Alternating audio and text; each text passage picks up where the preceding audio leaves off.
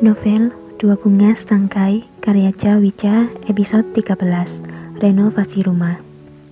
Setelah menyantap perjamuan makan yang mewah, mereka bersama pulang dengan menaiki mobil yang mengantarnya tadi. Tak lupa, Hanafi memesan ayam goreng yang sudah dijanjikan tadi untuk Insa, dan juga beberapa makanan lain untuk dirinya, ayah, dan juga Salma. Mobil melaju cukup cepat karena jalanan cukup lenggang di malam hari. Di dalam mobil, mereka berbincang hangat dengan sedikit canda gurau, menceritakan hal lucu di masa lalu mereka, tak terkecuali ayah.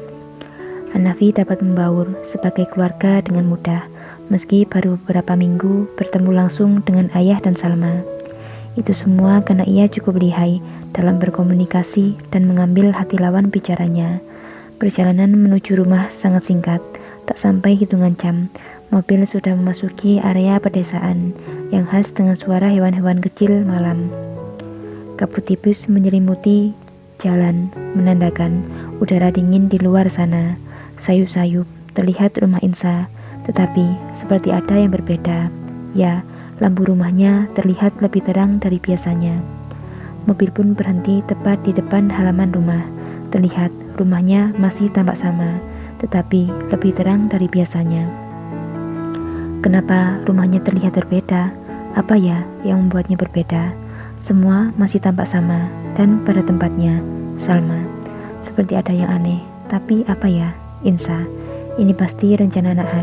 Dia mengecat ulang rumahku. Beruntung sekali aku mempunyai menantu yang baik sepertinya. Semoga kebahagiaan selalu menyertainya. Ayah, kerja bagus Chris.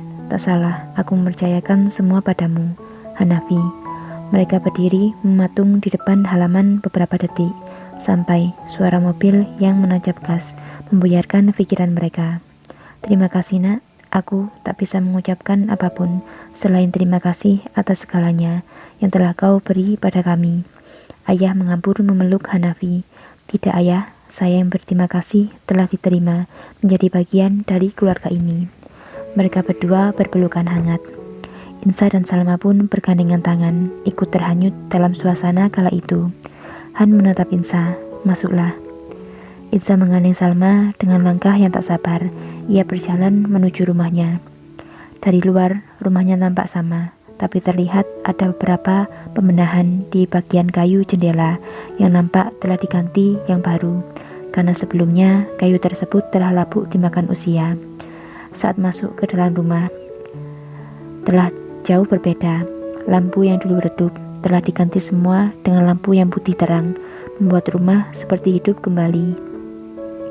Lantai rumah yang sebelumnya lantai dengan semen biasa telah terganti dengan keramik berkilau berwarna hitam. Dindingnya juga dicat ulang, tentu dengan warna yang sama seperti sebelumnya, karena Hanafi tak mau merubah apapun di sana.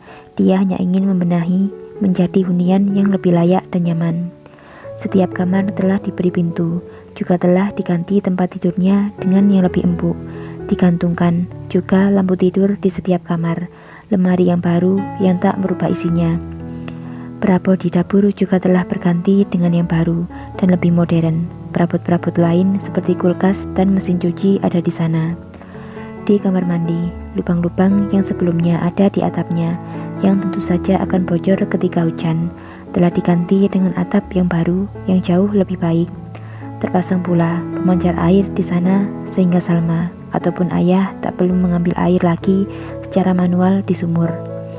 Ketika orang itu terkagum dengan perubahan rumahnya yang jauh lebih nyaman dari sebelumnya, ayah dan Salma tak henti-hentinya mengucapkan terima kasih kepada Hanafi, sementara Insa tersenyum penuh bangga dengan perbuatan suaminya.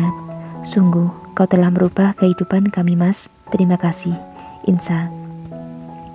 Malam telah larut. Mereka pun menunaikan sholat isya di tempat ibadah baru di sebelah kamar Insa. Ya, sebelumnya ada satu ruangan kosong dan kotor tempat menaruh barang-barang yang sudah tak terpakai. Ruangan tersebut disulap menjadi tempat ibadah yang bersih.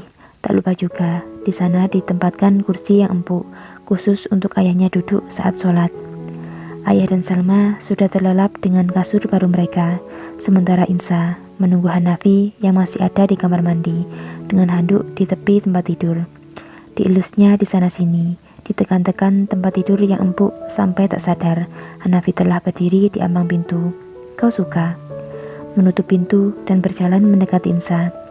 Insa yang teronjak kaget, segera menarik tangannya berharap Hanafi tak melihat tingkah kekanakannya. Seketika ia berdiri. Maaf, aku telah mengagetkanmu. Tak apa mas, tertunduk diam beberapa detik. Mas Han sekarang sudah menatap Hanafi yang semakin berjalan mendekat. Terima kasih atas semua yang telah mas berikan pada keluargaku.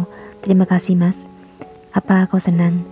Ya, tentu saja, aku senang sekali. Itu alasan yang lebih penting. Aku akan melakukan apapun asalkan kau senang. Wajah Insa menjadi merah merona. Ditatapnya Han lekat yang tepat berada di depannya. Dengan gerakan secepat kilat, Insa memeluk Hanafi erat-erat. Hanafi yang terkejut sampai terbelalak dengan pelukan istrinya. Jantungnya berdebar tidak karuan. Wajah tampannya menjadi merah padam sekarang. Dia memelukku. Ya, istriku memelukku. Kau sudah membuat keluargaku bahagia, mas. Aku juga akan melakukan apapun untuk membalasnya. Entah kenapa, ada perasaan sangat nyaman dan teduh saat Insa memeluk suaminya. Aroma tubuh Hanafi kini dapat tercium jelas di hidung Insa.